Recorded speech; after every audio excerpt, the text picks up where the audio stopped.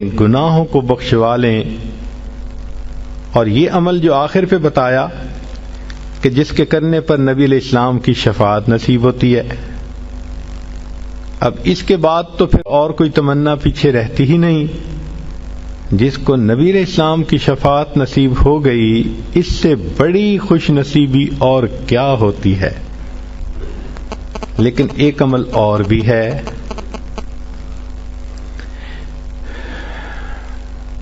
آپ حیران ہوں گی کہ نبی علیہ الصلوۃ والسلام کی شفاعت ملنے کے بعد پھر کون سا عمل رہ گیا پیچھے؟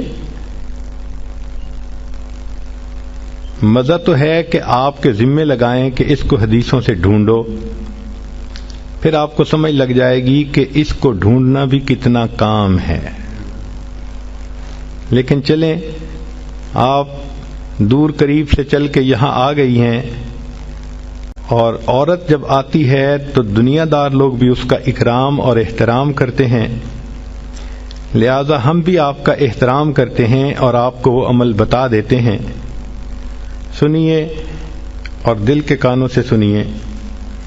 نبی علیہ الصلوۃ والسلام کی یہ حدیث مبارکہ ہے جس کو منذر رضی اللہ عنہ نے روایت کیا، یہ صحابی ہیں، اور یہ حدیث مبارکہ طبرانی شریف میں بھی ہے، مجموع الزوائد میں بھی۔ ایک دعا ہے، رضیت باللہ ربا وبالاسلام دینا وبمحمد نبیا۔ اس کو یاد کر لیں اور اس کو صبح کے وقت، فجر کے وقت 3 مرتبہ پڑھ لیا کریں۔ اس پر اجر کیا ملے گا؟ سبحان اللہ، حدیث کو پڑھ کے دل باغ باغ ہو جاتا ہے، دل خوش ہو جاتا ہے، اور جی چاہتا ہے کہ زندگی کے آخری دن تک ہم اس عمل کو کرتے رہیں، کبھی چھوڑیں گے نہیں۔ کیا اجر ملا؟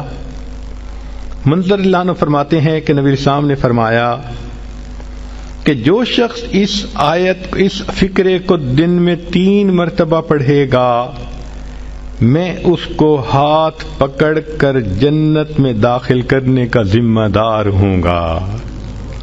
اللہ اکبر کبیرہ۔ واقعی اللہ کے حبیب صلی اللہ علیہ وسلم نے تو حق ادا کر دیا۔ یہ تو ہماری کوتاہیاں ہیں، ہماری نالائکیاں ہیں، ہم ان اعمال کو کرتے نہیں اور پھر سر پہ گناہوں کے بوجھ بڑھاتے جا رہے ہیں، شیطان کے ہاتھوں بے وقوف بنے پھرتے ہیں۔ اللہ تعالی ہمیں سمجھ عطا فرمائے اور ہمیں اپنی زندگی سنت کے مطابق کرنے کی توفیق عطا فرمائے۔ وآخر دعوانا ان الحمد للہ۔